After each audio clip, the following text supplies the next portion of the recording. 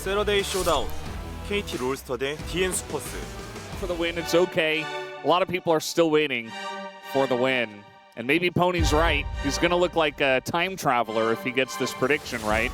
Or maybe just, you know, coin flipper, which sometimes that's what you got to do when it is KT.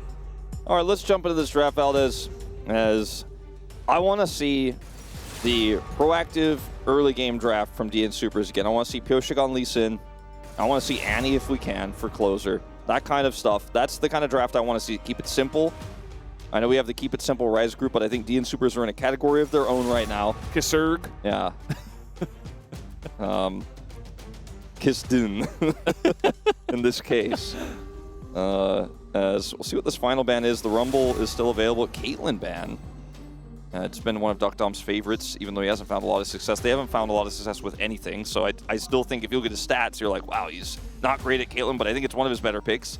This leaves the Rumble up, and I think they are inclined to take it. However, going for the Rise here instead, which is starting to find a lot more success recently.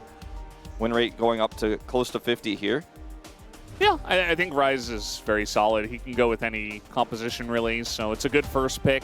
Rumble has found a lot of counter picks nowadays in Cassante and Yorick and all sorts of different things, so I suppose just a little bit safer to go for the Rise. I mean that if they wanted to play Vi Rumble, they could take that away, but instead we're looking at the Lucian priority here, which we have seen quite a lot of as of late, and when you do it in this spot in the draft, when they get the first pick Rise, though, they do get to have the counter pick 2v2 lane. There's no Karma, but there are a lot of other picks, like Bard, for example, that are available that can help you tackle this lane a little bit more directly.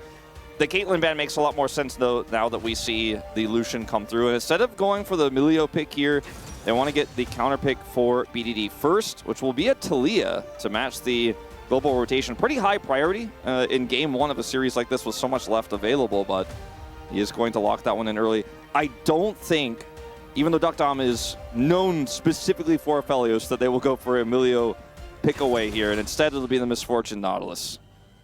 Yeah, you already say the Nautilus because we already know that it is going to be Nautilus. That is just the way it goes nowadays, and you kind of have to pick the Melio here if you do want to have Melio. I suppose there's a way that you could go for the Braum, which this is so smart by KT, because I think it was D+ who played this Lucian Braum just yesterday, right? Yeah. And this is so smart, though, because you split the supports, but you know they're not going to pick the Melio away, but you're like, are they going to run the Nautilus? Now I have the better option. Instead of playing the Melio, I have the Braum into that matchup to make the lane better. I actually really like this ban. I'm super into, because Pyosik got that one on Lee Sin. It has been his best pick. He didn't like that, Wolf. We put him on camera right as he was like, oh man, they figured me out. Has been his best pick. Pyosik's had other picks that he's looked good on, you know, the Fury. But the Lee Sin is definitely the big one. We need some additional setup here, I think, for the Misfortune for the DN Supers. Some kind of CC or lockdown that can allow the bullet time to continue to do damage, right? Obviously, the Nautilus is the best one for this in terms of the support pool right now, so that's why it's picked with it. But I think they want a little bit more. The Lee Sin doesn't necessarily fit that archetype, but it is certainly Pyosik's best pick and can be quite proactive early. They'll ban the Rumble, actually, which has made it this deep into the draft. Yeah, Dudu, definitely a dangerous player who can play all sorts of different kind of champions. We saw Zahen take over in that game against Nongshim, so they do want to take at least that away, as there's the Zahen. Perfect, definitely the main guy for the Zahen, has a undefeated streak on it right now. I think blind picking Jace is really risky. They're going to go for the Xin pick here. The jungle's pool is pretty thinned out, so they'll get this one first. And now he can get counter pick. And jungle counter pick isn't always the most important thing in League of Legends, but it will go over here to Pyosik, who will have a little bit more lockdown for this Misfortune ultimate if he goes this route. The Sion seemed like it was going to be the direction they were going with the Zahen ban, as Zahen is such a strong counter pick to the Sion. And this dissuades the Jace quite substantially here for Perfect. Now, Okay, I was going to say maybe they're considering something else because they used that time and then locked the Wukong, but they do lock both of them in ultimately. So is it going to be the Jace here or something else entirely? Considering the Gwen counter pick, which would be a lot of consistent damage and side lane threat. They already have the Talia, but instead keeping it a little bit more standard here. I like the double circles. You know, the Gwen and Zhao definitely very good into Misfortune, especially. And Gwen is another one of those picks that can really take advantage of the Scion. I feel like Gnar nowadays, maybe with a Lethal Tempo build, could do it. I think Lethal Tempo is going 100% in this game. You've got to apply that pressure. You need to be a secondary damage threat with Lucian Talia. If the Lucian isn't, you know, in the supreme late game and just one-tapping people, or two-tapping, I guess, as he often does. Double tap. Double tapping, there you go. Yeah. Then there needs to be some other form of damage, because Talia, even with some of the more aggressive builds we've seen here and there, just doesn't actually output the same amount of damage Arise will. And so you do want to have a little bit more. And I think having the ability to, as Gnar, help cut through the Scion is so huge, and why we do see this Lethal Tempo build so often, because you basically get to, as you charge Mega, do massive amounts of damage. Then you have your Mega set, and it is a new way to play Gnar. A lot of the time we'd see Gnar in the past, like, just charge on even jungle camps or the minion wave and then join the fight. And now Gnar is just like, I'm up in the face of this Scion, and he's my battery pack. Especially later on in the game when he gets that extra range, and, you know, he is essentially a different kind of AD carry. You know, he's kind of like a transformer in that way, and very curious to see Perfect's kind of free Gnar into the Scion in this game number 1 up against the DN Supers.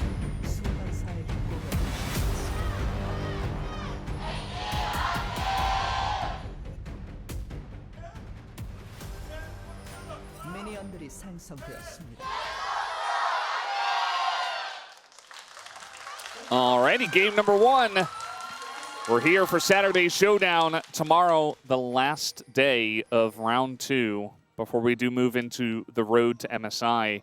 Feels like it just came and went, like, you know? Yeah. I guess because we had so many 2-0s, maybe that's why, but...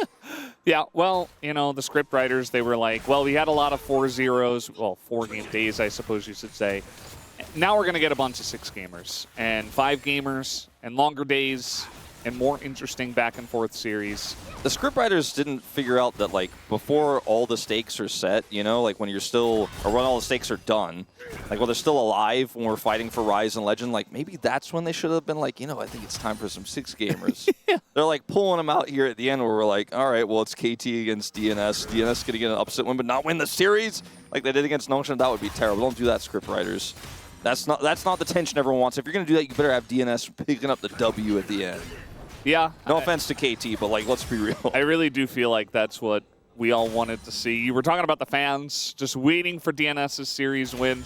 They're still waiting, and they're multiplying. There's a lot of people here for DNS. It's great to see all the support coming out, especially for a team that's struggling. I mean, even beyond just the amount of people, the passion with which they cheer, where, you know, when we have the walkouts, they're just, like, hooping and hollering. Like, they're going crazy trying to really... I think, you know, get the player's mindset into a good space. There's nothing more I've seen in Lal Park than, no louder cheers I've seen than when fans are supporting someone who's in a tough situation, or a player that's struggling, or a team that's struggling. I'll never forget when Poby played in for Faker, how loud the fans were when he walked back from his break after a loss in Game 1, and everyone was chanting his name in, like, unison, and how excited they were to try to give him some space. BDD. He's in a lot of trouble here, as he is going to use everything, but Sun comes through, and he will just actually walk it off with the Ghost, but still a good trade for DNS here in the mid lane. BDD does not have teleport because he opted to match the Ghost here of the Rise for some additional pick power, but that means that he's not going to be able to get back to this lane anytime soon. Closer's very healthy. I'll push this wave through as soon as possible. We do have a bit of a fight around the Scuttle Crab right now, even though there's mid-prio there, because the Braum actually left the lane. Looks like the control will go over to Cuz. So there's a little scrap that was happening there, while Perfect is using this Lethal Tempo Gnar to try to push the Scion out and ultimately Pioshik will go towards the top scuttle a little bit later. So a little bit delayed, actually. Good play there from Effort with the prio they had there to actually secure that for his jungler and get him a better back.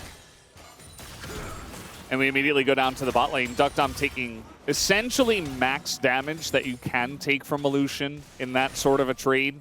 And unfortunately, when you're Misfortune, kind of funny that that's her name, but you can't really trade back if the double up doesn't hit, which it didn't. So a lot of pressure right now for KT in the bottom lane. They're winning there. You just gave me an idea for a new AD carry champion, you know, right? Could just put in the lore. Her sister is called Unfortune. Not unfortunate. But her first name is like Sally, like, you know, because Misfortune's Sarah. real name is Sarah, yeah. Yeah. But she goes by Unfortune. Honestly, I'm kind of into it. I like the idea. She could have a kit, you know, it's very opposite of Misfortune, like Neela's kit, where she pulls you in a cone instead of, you know, just shooting bullets to there, and then she does something else, I don't know, cool with a gun. Maybe it's a shotgun. She pulls you in and shoots back, like kind of like that's Graves. just Graves. But, man, I guess Need to do it's some hard work to on this, design yeah. champions, man. I don't know. They keep putting them out, but I can't do it. Well, they don't do it in the span of 20 seconds on a broadcast, so that certainly puts you at a bit of a disadvantage, Wolf. Guess so. But I like the basic concept. Yeah, Unfortune. Give it a thought. Yeah. Try it. We had Graves hovered a couple times, you know. I was a little bit excited to see him at some point here in the first couple of rounds of LCK, but we have not. He's been hovered a lot. Yeah.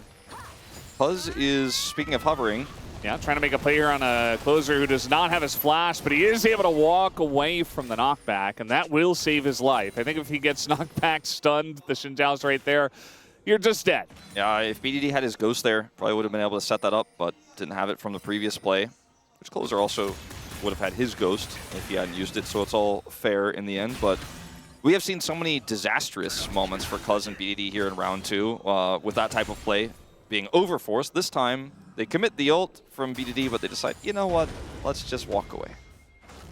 It's been a quiet early game. I mean, KT are generating some small lane leads. Obviously, the prio they have with the Gnar and this Lucian, but nothing crazy, as this is still a... Well, anyway, by the way, I say this because more often than not in DNS games, you know, we're not looking at like the 6 to 8 minute mark. The game has had some sort of wrong turn. Looking great so far, and they're getting through the early game of this Wukong that's a little bit weaker than the Xin in terms of early lane impact.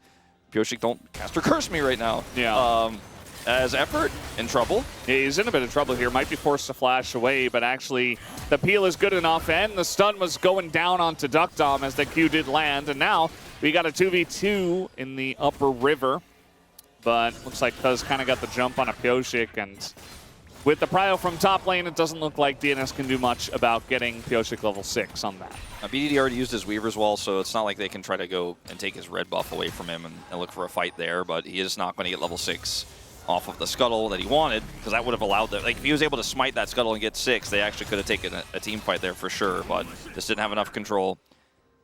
Closer, speaking of level 6, he has his ultimate available, was looking to maybe make an aggressive play bot there, but decides not to, and we end up still in this very passive early game, unless you're BDD, in which case you're being proactive and getting some chunks out of Closer. Talia does take a decent amount of spam in terms of actually playing the champion, and also he's been involved in pretty much all the action, so he's been through all of it so far. Did go for the Deathfire Touch rune, which I'm not sure if that's just standard on Talia nowadays, but feels like an interesting one. You're definitely doing a lot of poking, so you can proc it quite a lot. As here goes Peter, gonna go and face check the Braum and decide, well, I guess I'll unlock my Hex Flash now. Yeah, I don't know about that. That play there, that was a little janky. Because it feels like he's remembered a few times in this lane that he is laning into a Braum, and so it's very, very dangerous. If you commit, you're not getting away. If you don't end up getting that pick. You're going to see the turtle port here from Effort as a late Dragon contest is canceled. They go for Closer. And Closer does have his flash. He's just going to ghost away. And it's an interesting contest because Aiming was backing and he was lower than half health, and DNS had already started the Dragon. And KT knew about it. So I don't think there's any world in which they really were going to contest the Dragon. So you know what? At least they get the Ghost of Closer. Butterfly effect. Peter sacrificing his flash, delaying the back slightly. Gets Effort's turtle port a little bit delayed. You know, that it got them the Dragon. Kind of, sort of. You know, great play there from Peter. Dragon lead. Good play, good play. Level 6 here for Peter, and Effort not level 6. And Effort is going to die. They're so deep in the enemy jungle, and now Cuz has to flash away. You have the follow-up coming in here, aiming, trying to peel as just Illusion. I don't think he's able to do anything. As the Crescent Guard, it helps a little bit, but only for a minuscule amount of time. Down he will go. It's 2 kills to start off for DNS. So you know how I said any team could beat any other team if the other team is disrespectful? DNS punishing pretty hard here in this early game, getting the early Dragon, but then getting way more as KT were way out of their depth there in the enemy jungle into a Nautilus that doesn't have flash, but when you're in his face, it doesn't matter because he will just press R and target you, and then you won't be able to get away. So pretty frustrating situation all around here, I think, for KT Rolster in this early game. And this Misfortune, who has a call in inventory, picking up a kill in an early scrap, Arise picking up a kill in an early scrap. I mean, these are things that as KT, you absolutely cannot allow to happen if your comp is going to function properly. At least they have this wave in a good spot here in the bottom lane. That's really the only great news here for KT. Yeah, I'm really not sure why they went so aggressive into the enemy jungle. It has been something that Cuz has been doing more often here in round 2. You were talking about him and BDD kind of just going a little bit too far. They got so much confidence from round 1 that maybe they're turning into overconfidence, and perhaps that's what they're struggling with nowadays. Definitely looks like that from an observer point of view. As KT is going to go ahead and challenge here for the grubs. Pioshik says, well, we still don't have Prio on top, so I'm just going to run away. Yeah, this is a pretty smart decision, I think, from Pioshik there, as there's just no top Prio at all. The lead here for Perfect is the only one for KT Rolster right now. They've really been doing a great job of freezing this wave away from Duckdom and Peter, which is why there's a 20 CS lead here for the Lucian, despite the early kill and assist for Duckdom, which is the one, or this is the reason why he's ahead in this game. It's not of the 2v2 lane. As we do have Pioshik coming over here with a Cyclone coming up right now. No flash for Cuz, but I don't think there's much he can do. Guess we'll walk away. Yeah. Looks like he got all the Raptors, so feeling pretty good about that. Dudu, I do like that Blind Scion is getting punished nowadays. It's been an interesting season, I feel like, so far for top laners, because at the beginning, you know, in round 1, it was very much like, well, you don't really have a lot of good blind pick options, but then tanks got a little bit of a buff, and we saw Dorn's Helm come in, and a lot more tanks like Asante were getting value, and it felt like they weren't going to be punished. But now I feel like we're going back to some of those blind picks getting punished again. Yeah, and I mean, with the rise of the lethal tempo Nara as well, I think that tech has really made it even more annoying to lane into. And we're seeing adaptations. Like we saw, like, okay, all these blind picks are annoying. We're playing Vayne now as well, and Tristan on top. And so top laners have been a little bit creative this season, trying to get around some of these tank picks that are just brick walls. Trying to force it here. There's the concussive blow, but it is a Braum. So if you're going to do that, okay, they get the knock up here on a Duckdom, and now the wall comes in. Flash away from Duckdom. He's exhausted, and that means he will not get away, although he does a ton of damage before he goes down. It's 2 kills into the bot lane of KT.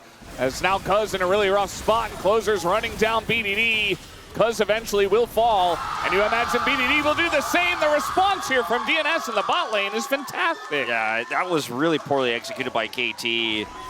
The KT regression almost feels like it needs to be studied, because watching this play happen, okay, so the reason why they set this up the way they do is because they looked for BDD getting in. It's BDD's closer to Duckdom, but they're going on Peter on the other side at the same time. And then there's a Wukong that shows up here to set up the bullet time. And even though it only ticks for just a second, buys so much space here, the turret aggro is picked up. It's just a whole disaster here. And KT are just so committed to the play, so deep, that they cannot get away with this Nautilus. Like, if you're in the fight like this and you're that far forward, everyone dies if you lose the fight the way they did. So now DNS with a real solid 2,000 gold lead here. Peter should be able to get away. Yeah, gets his hook a little bit canceled halfway, and now the concussive blows are going to land. I think Peter might be forced to flash. He elects not to and will fall instead. So that's a kill given back over to Cuz. I was about to read the disclaimer paper that I have right in front of me, which says DNS actually gets some good leads early on. It's about finishing through the mid and late game that's, you know, we cannot guarantee. Peter likes to read the papers, so sometimes you gotta let him do it, and it's okay. Yeah, this is a bit much. Like, look at where Braum is on the minimap as well. It's just he was like, okay, we got a little bit of control. I want to get more information. I want to know where Cuz is. He found out. He has flash. Yeah, no, he should have flashed there. And he has Hex Flash too. Just flash. You made a mistake. It happens. You're Nautilus. I don't know. Just use that ability. Yeah, I mean, obviously Flash can be very helpful for Nautilus to set up really long-range engages or to flash into range of the ultimate to get a guaranteed knockup on an upcoming fight, for example, Herald. So maybe that's where his mind is at. It's like, okay, well, I'm going to give this money over, but it'll be worth it. And if he doesn't flash in this next Herald fight, then I will completely 100% with you agree that it was not worth it. But maybe, you know, there's the Schrodinger's flash of like, we don't know if it was actually useful or not until we get to the next team fight. And it's an interesting conversation to have. I think it was definitely an intentional choice by Peter. I mean, if he doesn't get hit by that Braum Q, maybe he gets away, so maybe he just thought he was fine also, but he wasn't. Got a couple of junglers in the top side, actually 3v3 at the moment as they're going in on a Cuz, but with the Crescent Guard, I mean, the follow-up is just not going to be there from the Rise, so not the best fight for Pyosik to take, and he does pay for it. Yeah, the target they were trying to punish there has Crescent Guard, so as a result, they don't win that 3v3 the way they played it. Needed to go on a different target, and since they started with the Xin, it kind of ended with the Xin, as Pyosik burns his ultimate feebly, try to get away. And that Herald fight we were talking about, kind of just not a fight anymore because they ended up losing their jungler right away. And I think a lot of what I've seen for DNS, especially in round 2, that I find frustrating is these small mistakes, right? Like, we could talk about coordination problems like the Space did with like the Ash Arrow and Pyosik's like doing Raptors, but it's a lot of like face checking. It's a lot of disrespect about, okay, I'm not sure if they're there, but I'm going to go in anyways. Like Peter's death right before this, these small moments that just wash your gold lead away. And now it's like, oh, well, now we're going to have to really be coordinated in our team fights. They're trying to find Peter. Maybe this is where he uses his flash, but honestly, not a good spot to anymore as he's going to go down. Again, this can kind of just happen to Nautiluses that get out of position, but yeah, that's a couple of kills now that KT have essentially farmed off of Peter. The gold lead is just gone completely now. And it's 1-to-1 Drakes. They have Herald, so Herald will likely just get them the gold as, yeah, production's on the same page. They're kind of like, well, it was there, and it's gone now. The graph does indicate that they once had it, and they no longer have it. That's why you got to read the disclaimer paper. Yeah. You got to know. We all signed the waiver before this cast today of like, you know, if you do cast DNS, you make sure not to hype up too much any gold lead that's less than 5,000 before 15 minutes. It says on the paper that if it's above 5,000, we can get a little bit excited. Yeah. But it didn't get to that point, which is why our tone was a little bit muted. Might be number 3 here for Peter. He's got some help from Closer, but with the Crescent Guard, again, same situation as top lane where it's like, yeah, I mean, the Rise cannot deal damage to the Xin Zhao, so you're just dead. And that's the 3rd time now that Peter, in a row, has gotten caught with no recourse. This just feels like tunnel vision almost for Peter in this game. Like, he's just not locked in. As we are going to see the Herald I mentioned dropped here. A little bit early for the Dragon timing. It's not going to be used for combat, but they just want to get some extra money, and they know there's no defense of this. Might even be able to get the whole turret, depending on if we see a group here or not. As these top laners have not, they have just been in the top lane only. They're like, well, that's what we do. And we're getting plates on bottom lane, getting plates in mid. Because there's been no jungle attention to this Gnar, he wins the matchup. He continues to win the matchup. His gold lead has tripled, 1,200 at 0-0-0. As they're going to try to punish with Hexgate. Maybe this time Peter gets something done. No. Yeah, it's hard. I mean, you're trying to engage into the Braum, which can be very punishing, which is why it was such a good play from KT in the draft to wait and see the Nautilus and then pick the Braum, which is something you highlighted, Wolf. And certainly going to help out there that he is Braum and not something like Emilio. And this top side just doesn't get easier. You know, like he gets tougher to kill, but Perfect just keeps hitting the turret. He just doesn't care. He has Gnar. Yeah. Dude's like, I want you to stop that. And Perfect just like is like, okay, and pushes him away as he leaves. And then like, oh, by the way, another wave is coming. Yeah, this turret's gone. And this is the first turret of the game. Like, there are 2 plates left on the map. Like, both mid and bottom lane, because of the charge of the Herald in the mid lane, are basically dead.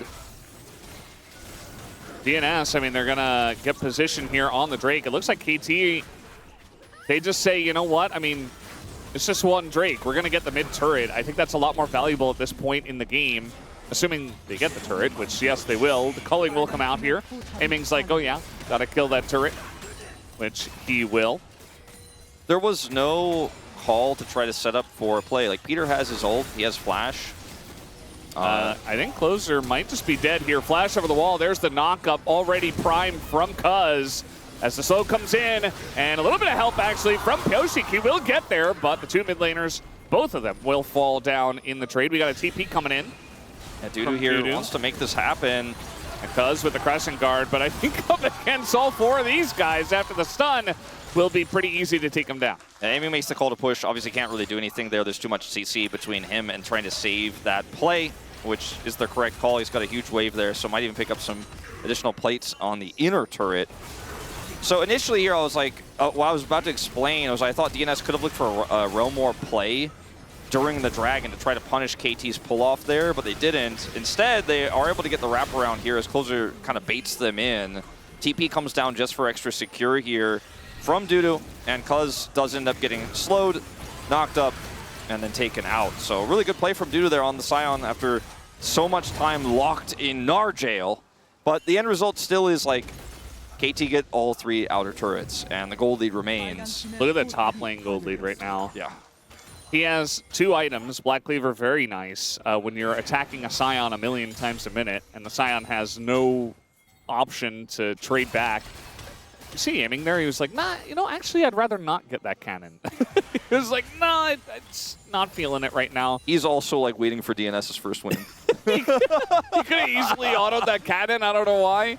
They're doing Baron, by the way, practically on spawn here at 21 minutes as they 2-man it, trying to hide information. They made DNS think that was the Lucian backed, and now he's doing a Dragon 2-man here with aiming, but they see it. Or sorry, Baron, I think I said Dragon, but yeah. Either way. I mean, there's vision here. Pyoshik is Wukong. It's going to be pretty difficult to avoid him getting into the pit. They're just going to flip it, I guess, as they try to pull off of the Baron, but it's a little bit too little, too late. The damage is already done. Pyoshik takes a free Baron, and KT now trying to take a weird fight here as they will go down, aiming, trying to kite it out at least. And Perfect, very fed. He's going to throw a boulder at Pyoshik, and BDD's still able to kite it here against Peter as he takes him down due to the last one left, and it's a triple kill for Perfect's Gnar. And aiming looks like he should be able to eventually finish off Dudu in about 18 years. And he will be able to finally get it done with BDD. It's an ace. Not a clean one, but KT still win. So Perfect is ready to fight, right? He's got his Gnar bar charged up here. And so I think this is part of the plan for KT. They just did not actually, like if the Baron was seen a little bit later, you know, maybe the rotation is a little bit slower, or if it's not seen at all, obviously they get it, but they were confident that even if DNS responded, they could have the pinch with the Gnar, and Perfect does so much damage in this fight, and once the core is down, you win. And I think what also KT understood about this call was that they're playing into a misfortune comp. Ryze isn't that fed yet. He's not actually that successful in terms of team fight damage and throughput, and if they can focus him down, the misfortune isn't going to do that much damage either. She's more of a hold them in place, and I press ultimate button in this type of game state as well. So they were like, we've got great turn in this situation. We've got a pinching Gnar. I think it's kind of checkmate on this Baron. I think the call was, like the timing of it made it look a little bit shaky for KT. It got stolen, but when you watch the fight happen, even after the steal comes through, you're like, well, did DNS really win out of this? And ultimately, the Baron is already gone, and we know what happened. We know the answer. So, cool steal, but a great play from KT overall, and they end up basically, it feels like in this moment, winning the game off of the Baron call is what they did.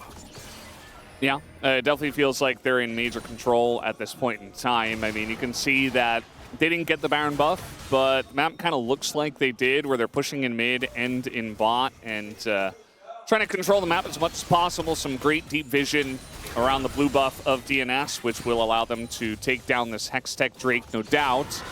DNS maybe could have tried to force a fight on it, but just like KT gave up the last one, I think DNS are also like, well, it's just one Drake.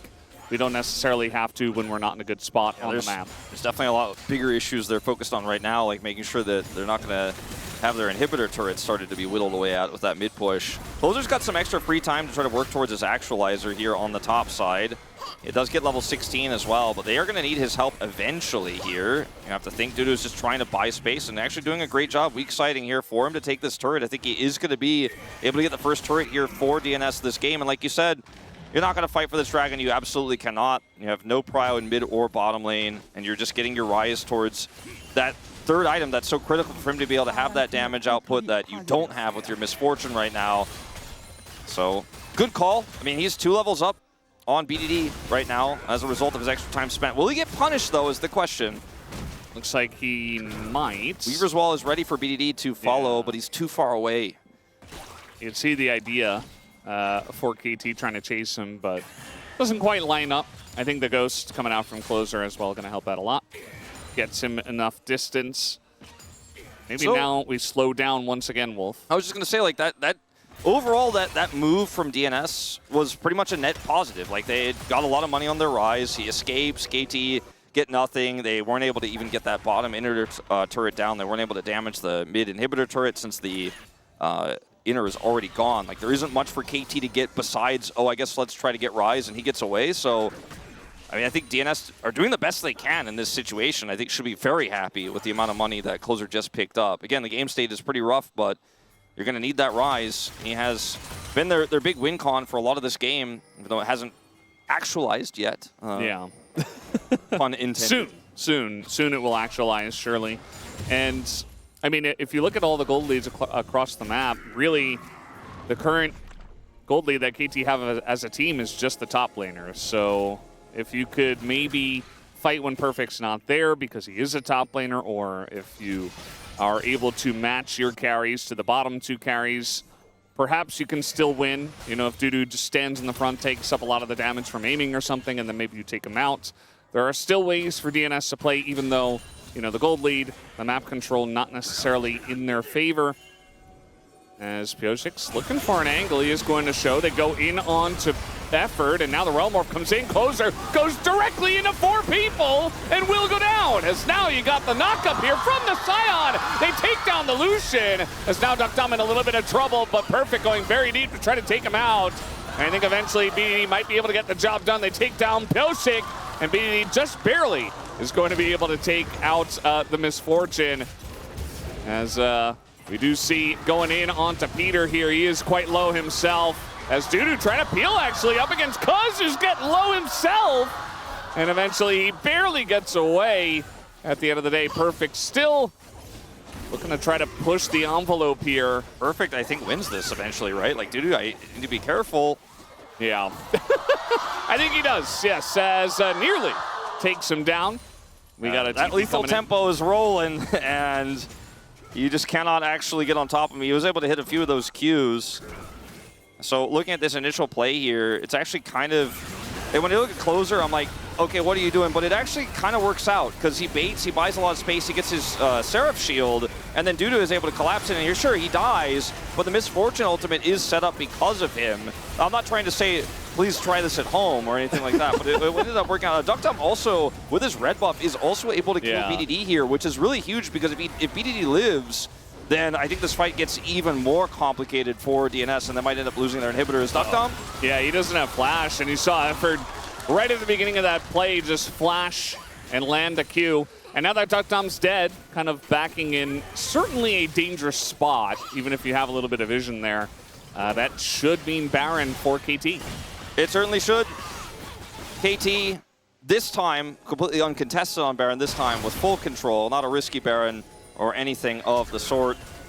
As Effort just gets the Q, gets the slow. Aiming blows him up. Vision there with the ward. And I guess that's what Duckdom just didn't account for.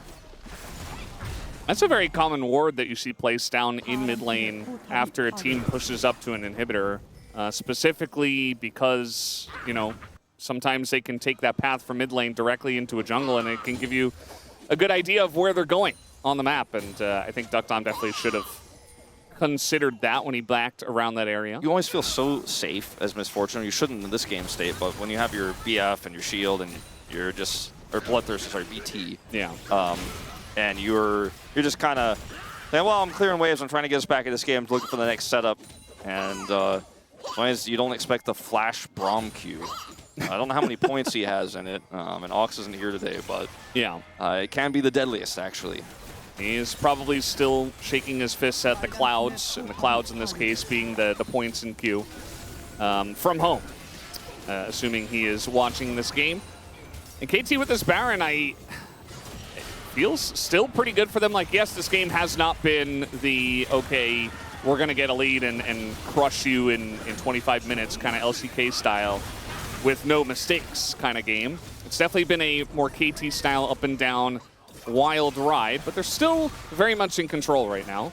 He is 3 points in Q, by the way, confirmed. Wow. So Ox actually probably just like praising the cloud, or like, I don't know, saying it's nice weather today. Sieging Weaving Wall. Yeah, and engage Braum as well. As they're going to throw something into aiming, but also Closer on the left side taking a lot of damage. Look at the Gnar, just autoing him down. This is the best AD carry you could have in the top lane, it feels like at times. As a nice bullet time going to get maximum value, but into a Xin Zhao not feeling very good. As it is only Duckdom now that is left. You can imagine that eventually a dive will come through. As Duckdom pretty fast, but he's just going to retreat to the fountain, and that should do it for game number 1. Aiming, trying to get some more KDA, some more gold into his pockets as the king of gold. But it will be Cuz who takes him down, and KT who take the first Nexus. Zones that just gave KT the money back, you know, and then Perfect is like, well, there's no jungle attention up in the top lane. Like, Perfect had a great game, don't get me wrong, but it's kind of supposed to go that way. And if no jungler comes, like, he should be pumping numbers. Like, he should be getting that turret. And appears like on this Wukong was trying to put out fires elsewhere. This game, see that small red bump. 한 번 볼게. 야, 이거 3봐도 돼, 천천히. 공복게 타워 봐, 타워 싸워보자. 앞라인부터 싸움부터. 하준이 한대. 라이즈 볼게. 여기 봐. 라이즈 볼게 우리. 앞에 줘. 앞에부터 볼게, 앞에부터. 라인부터. 50 빼고 더 너플이야. 아, 이거 홍 맞을래? 공 봐줄게. 미포공. 노텔 봐줄게. 라인 쓰자. 미포 노플이야, 미포 노플. 야, 노플인데. 나 미포 이번에 볼게. 나 방패 있고.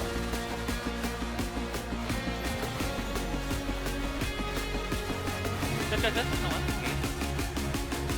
얘 풀이 돌았어 이제. 아, 돌아. 그래? 오케이. 풀 돌만해.